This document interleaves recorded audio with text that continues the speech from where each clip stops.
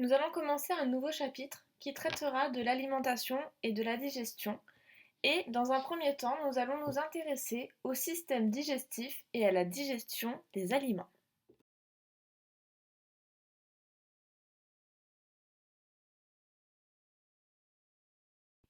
Commençons par définir quelques termes. Un système, c'est un ensemble ordonné d'éléments qui assurent une fonction et qui concourent à un but.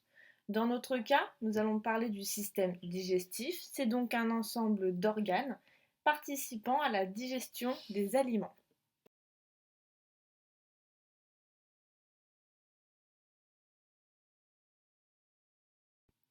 Les objectifs de notre chapitre seront de connaître le parcours des aliments le long du tube digestif et d'identifier les différentes fonctions des organes du tube digestif.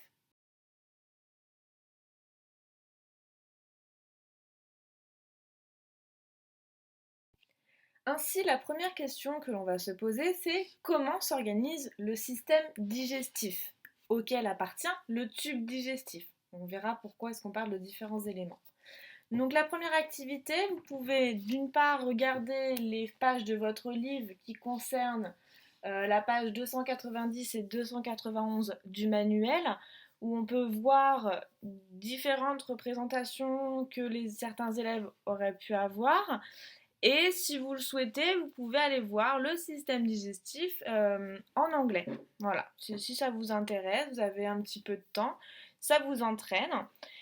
Le document 4 est un document explicatif qui permet de retracer un petit peu l'organisation des différents éléments du système digestif. Mais au cours de cette présentation, je vais surtout m'appuyer sur des extraits d'images que j'ai utilisés du site et du média afin de voir avec vous par où passent les différents aliments et comment s'organise le système digestif.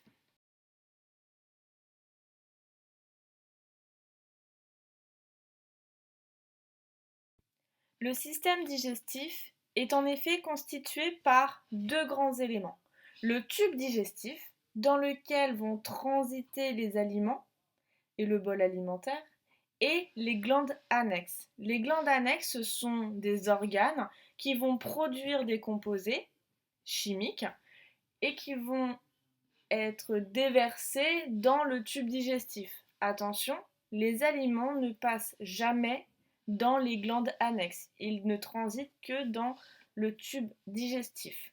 Donc là, maintenant, on va voir les différents éléments qui constituent le tube digestif et vous pouvez essayer de repérer, quand j'en parle, des glandes annexes.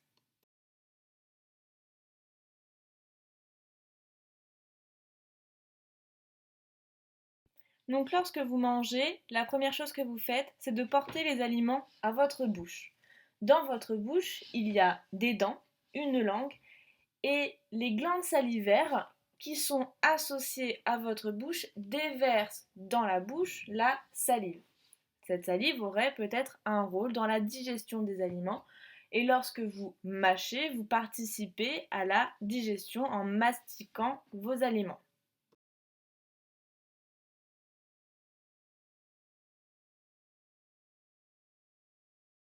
Dans un second temps, une fois que vous avez fini de mastiquer vos aliments et de les mélanger à la salive, vous déglutissez. Ainsi, vous avalez vos aliments. Ils passent ainsi dans l'œsophage, qui est un tube qui part à peu près de votre gorge jusqu'au début de votre estomac. C'est un tube musculeux qui permet, en se contractant, de faire passer les aliments de la bouche à l'estomac. C'est uniquement un conduit qui a un rôle de passage.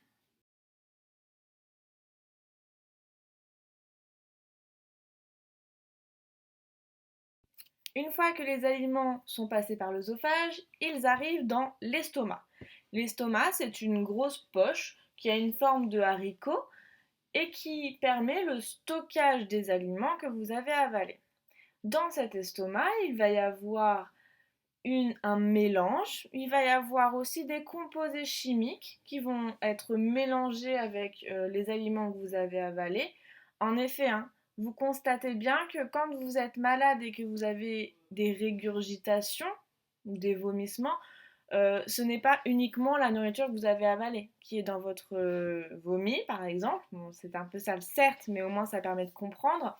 Vous sentez bien cette acidité, et cette acidité est produite par l'estomac.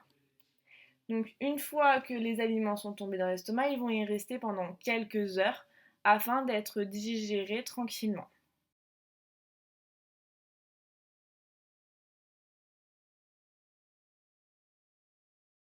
À la suite de l'estomac, on retrouve le duodénum, qui est le premier segment de l'intestin grêle.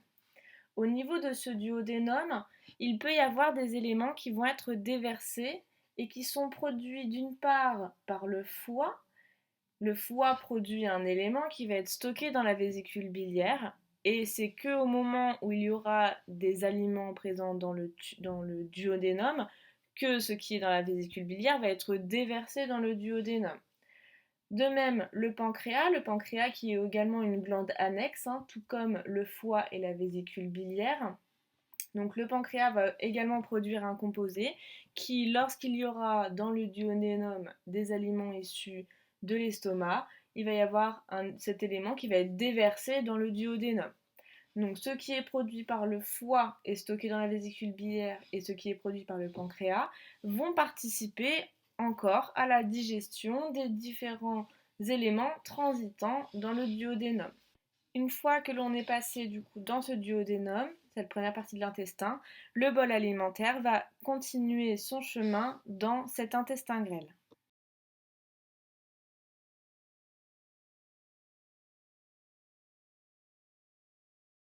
Une fois que les aliments ont transité dans l'intestin grêle, ils vont ensuite arriver au niveau du gros intestin, aussi appelé le côlon. Donc ce gros intestin commence par une petite appendice. C'est ce qui s'inflamme lorsqu'on a une appendicite. Et si cette appendicite n'est pas soignée rapidement et correctement, on peut arriver à une péritonite qui là est beaucoup plus grave. Donc revenons à notre gros intestin. Donc les aliments issus du petit intestin ou de l'intestin grêle arrivent dans le gros intestin. Ils vont circuler dans ce gros intestin jusqu'au rectum, le rectum qui est le lieu de stockage des matières fécales. Et au moment de la défécation, ça sortira au niveau de l'anus, qui est un orifice, c'est un sphincter, qui permet de contrôler la sortie ou non des matières fécales. Et donc c'est à ce niveau-là que ressortent les déchets, les éléments qui n'ont pas été utilisés par votre corps lors de la digestion.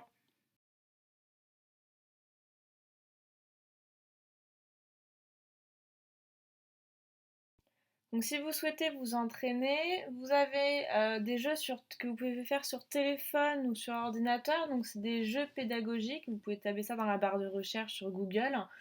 Vous allez sur cinquième, le système digestif, et vous pouvez vous entraîner à replacer les différents organes.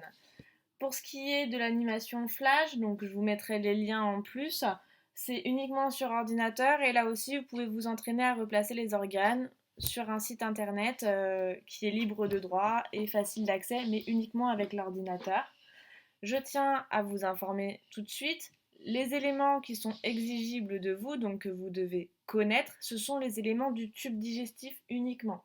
Les glandes annexes, il faut pouvoir être capable de les replacer, mais je ne vous demanderai pas de les replacer par vous-même, vous ne devez pas les connaître, d'accord? C'est vraiment ce qui est à savoir, les éléments du tube digestif avec le bon orthographe, bien entendu. Amusez-vous bien!